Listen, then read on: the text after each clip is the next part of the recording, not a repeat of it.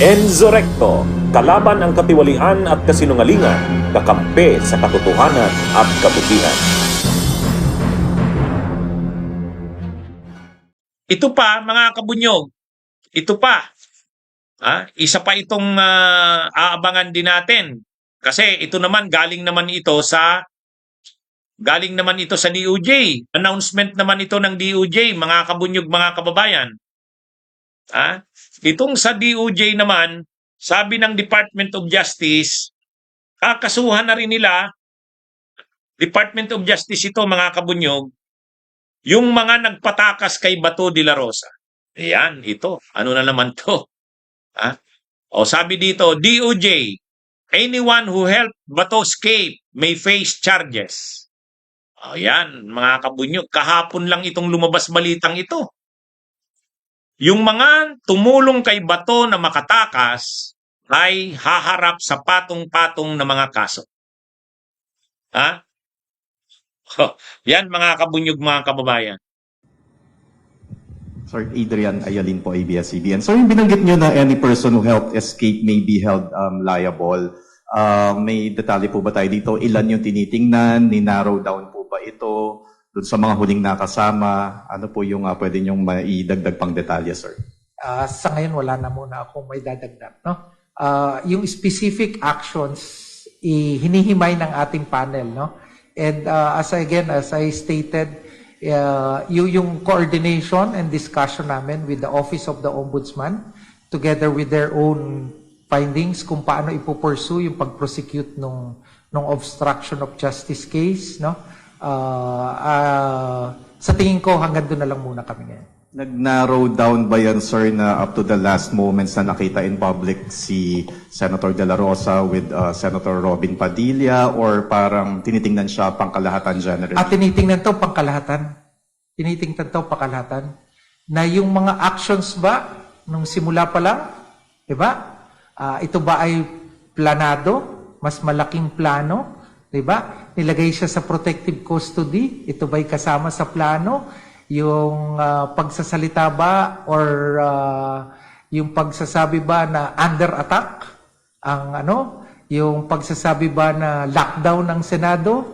Di ba? Lahat ito. Lahat ng mga bagay na napatunayan nating nangyari ay tinitingnan para timbangin kung ito ay kabahagi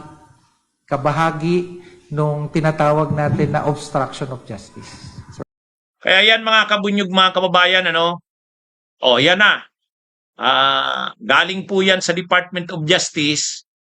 Ang sabi ng Department of Justice, nakahanda na sila sa pagsasampa ng kaso. Kasi tapos na yung investigation. At alam nyo kung ano ang conclusion ng Department of Justice? Ang conclusion ng Department of Justice sa investigation nila ay walang attack na nangyari sa Senado noong May 13. Ibig sabihin, hindi totoo yung sinasabi ni Cayetano na inatake ng NBI ang Senado. Hindi po daw totoo yun, ayon sa findings ng DOJ. Kaya yung mga pagpapaputok doon, may mananagot doon. Pangalawa, inimbestigahan nila kung may connection ba yung pagpapaputok na yon sa pagtakas ni Bato de la Rosa. Yan. Kaya ready na daw isampa ang mga kaso.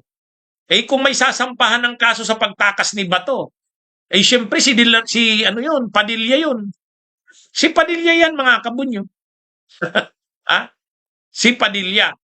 Kaya, ini-screenshot ko yung mga ganyang picture para ipakita sa inyo na yung topic ko ay hindi gawa-gawa ko lang. Ayan ayon sa Department of Justice, anyone who helped Bato escape may face charges. Sino ba ang nakasama ni Bato pagtakas nito?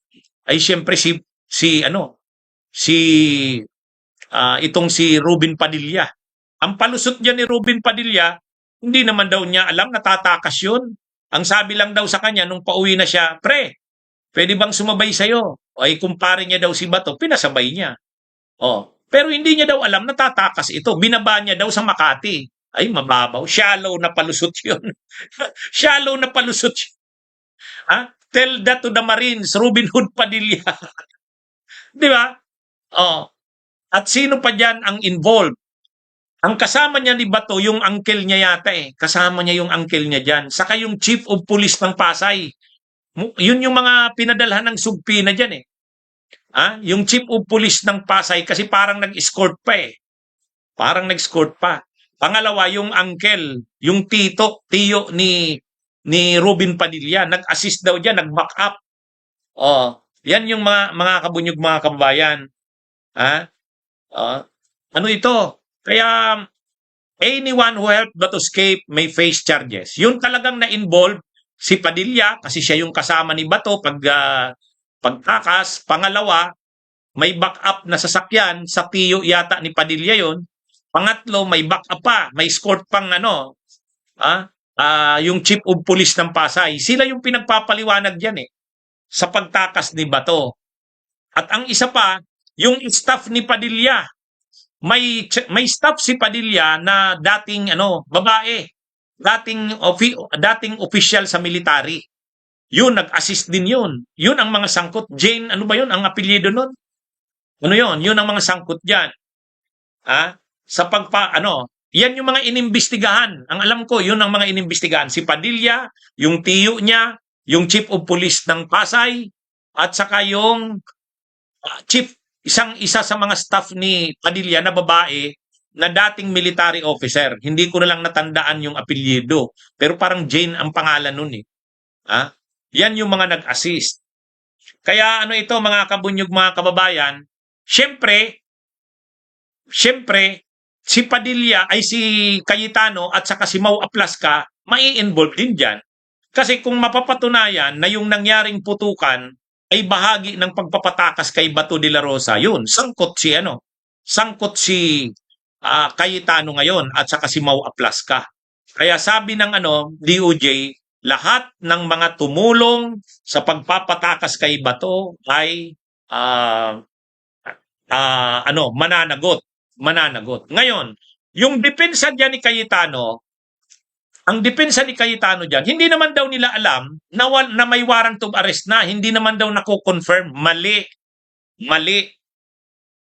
Yung ganung depensa na hindi naman daw nila alam o kumpirmado na may warrant of arrest, mali yan. Bakit? Nung May 11, nung lumitaw si Bato, aarestuhin na sana ng NBI, sama si Trillanes. Ay tumakbo si Bato pataas. Nagtago siya doon sa mga senador kila Cayetano. Tapos isinailalim na nila Cayetano sa protective custody. Pero ng araw mismo na yan na May 11, nilabas na yung warrant of arrest ni Bato. Kahit ang ICC inansil na nung May 11 yan. Ibig sabihin, May 11, mayroon ng warrant of arrest na pinakita sa publiko at kinonfirm na ng ICC. So, ano na yon? Kailan tumakas si Bato? May 13. May 14 ng madaling araw. Kasi May 13 yung putukan. May 14 ng madaling araw. So, ibig sabihin, pinatakas si Bato, mayroon ng warrant of arrest. Paano mo ngayon isasabi na hindi nyo naman pinatakas kasi ang alam nyo, wala namang warrant of arrest. Mayroon na nga eh. May 11, inansil yung warrant of arrest. ICC na mismo ang naglabas. Saka, pinakita na mismo sa nila Trillanes yung warrant of arrest. At, yun nga pala, nagpresko na rin ang DOJ.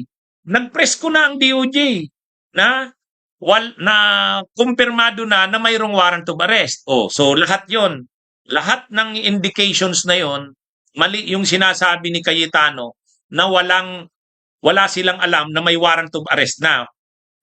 Mayroon. Ano yun?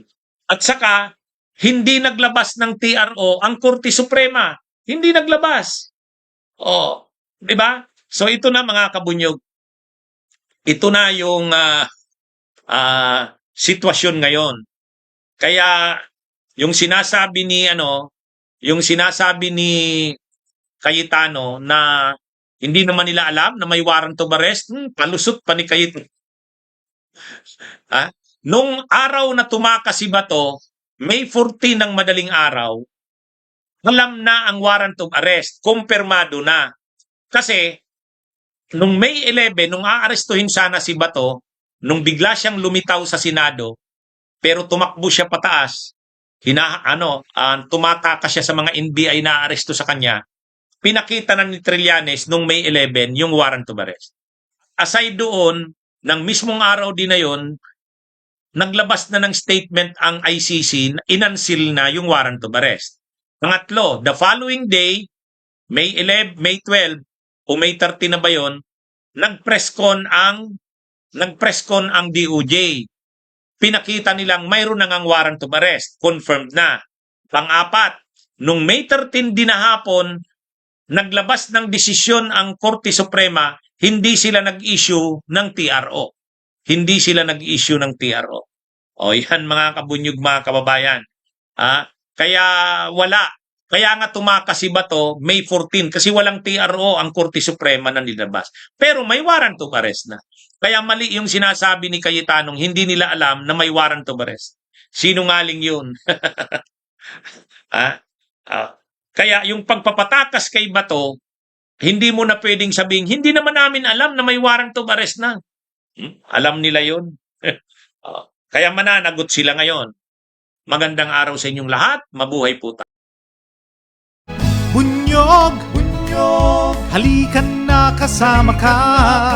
Bunyog, kapag buklod ay may pag-asa. Luzon, Visayas, Mindanao, isa ang pananaw. Sa bagong Pilipinas ang bunyog isisigaw.